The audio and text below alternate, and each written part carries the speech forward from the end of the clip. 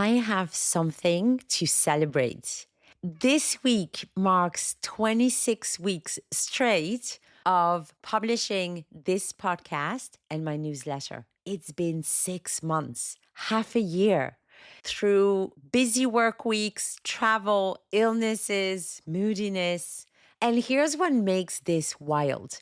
I'm not doing this because I've got thousands of people waiting for my newsletter desperately every week. Definitely not. I'm not topping any podcast charts, far, far from it.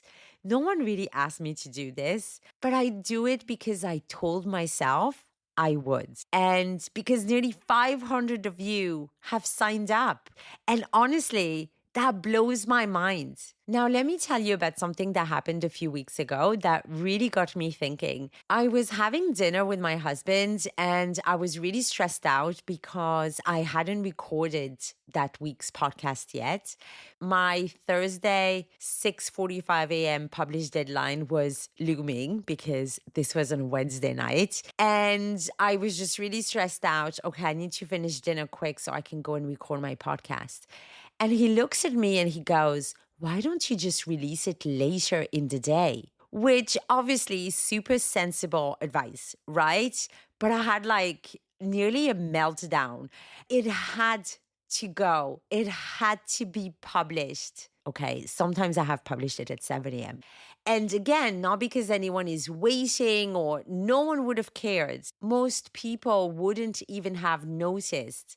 But I have made a promise to myself and to those nearly 500 people, even if only a few of you give a shit, even if it's a deadline that is completely self-imposed, even if it's a bit ridiculous. And this is where it gets interesting.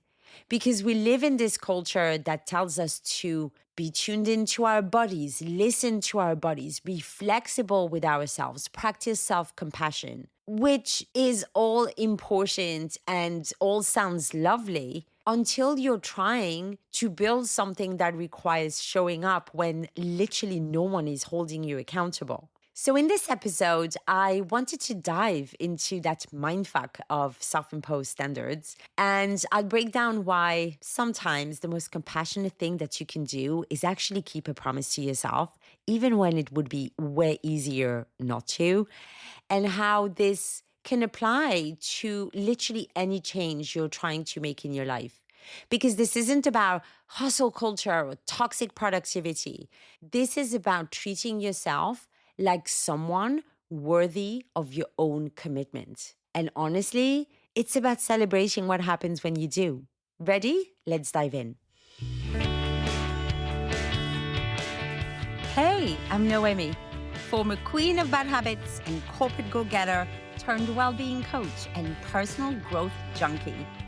And in a world full of overwhelming wellness advice, we're here to cut through the noise. This is your space to master healthy habits, transform your mindset, own your well-being, and design a life you love on your terms. We're ditching the highlight reels and embracing the whole messy, imperfect journey towards becoming our absolute best selves. You're the author of your own story. So are you ready to write the next chapter? Let's go, and welcome to Unwritten Potential.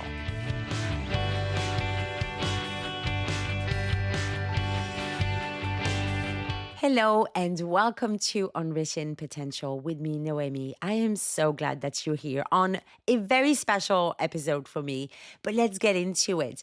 And the first thing that I need to talk about is this dissonance I've been feeling, the total mindfuck. I have literally talking about trying to release perfectionism, trying to recover from perfectionism. I have written about it in my newsletters on many, many occasions about being gentle with yourself and how rest should not be something you have to earn. And that stuff is really, really important. When your inner dialogue is unkind, when you're recovering from burnout, when you're learning that you don't have to optimize every second of your existence. But here's where the dissonance comes in, because sometimes the most radical act of self-compassion is keeping a promise to yourself when it would be so much easier not to. Not because you're punishing yourself, not because you're chasing some toxic productivity ideal,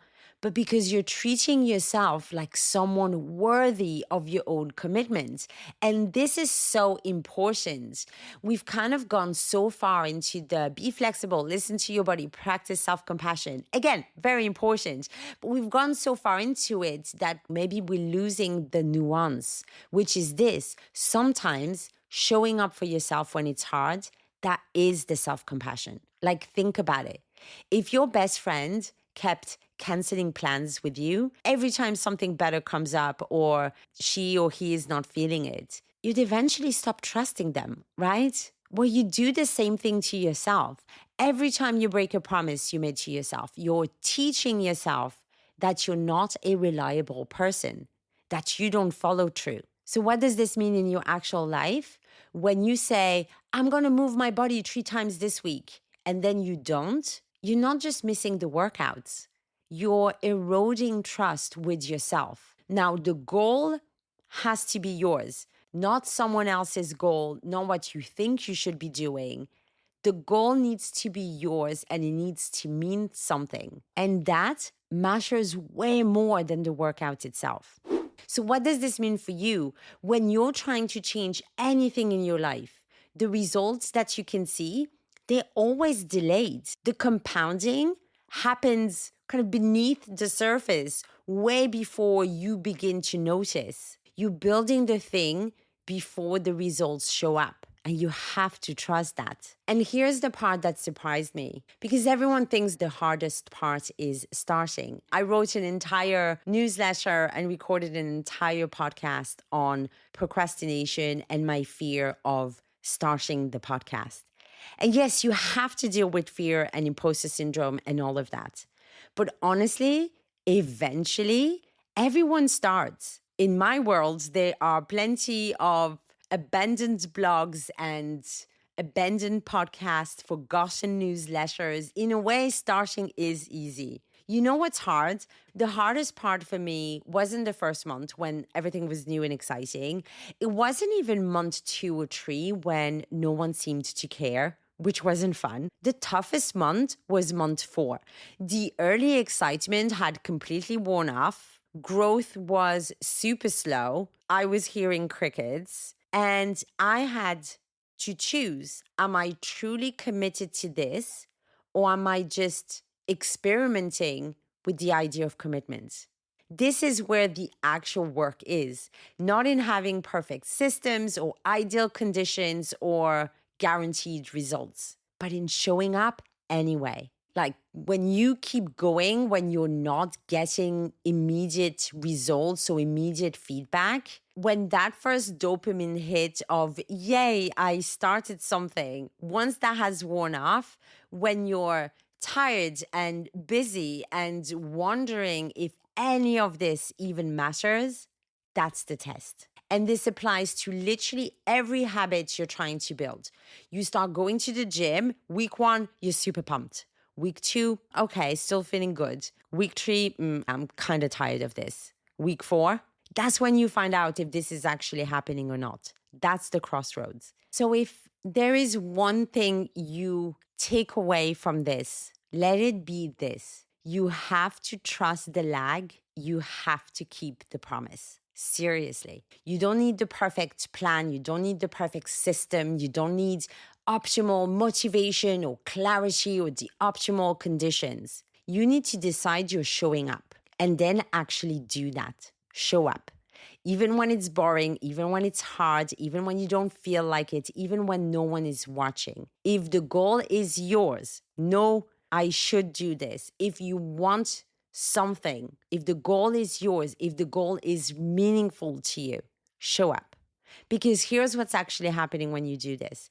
You're building evidence that you're someone who does what they say they'll do to yourself. Not because you're striving for some perfect version of yourself, not because you're grinding or hustling or optimizing, but because you're treating the commitment itself as valuable, regardless of immediate outcomes. And this is how sustainable habit change works. In your real, messy, everyday life, when you're busy and tired and nobody's giving you gold stars for showing up, that's where the magic is. In treating yourself like someone who deserves your own commitment, even when nobody's watching. Actually, especially when nobody's watching. Thank you so much for being here. If you would like to join the nearly 500 people who are subscribed to my weekly newsletter, you can visit unwrittenpotential.com. That will bring you to my Substack publication where you get to subscribe and also check all of my previous newsletters. And yes, seriously, if you've been listening or reading since the very early weeks, thank you. Seriously, you are part of the reason I didn't quit in month 4.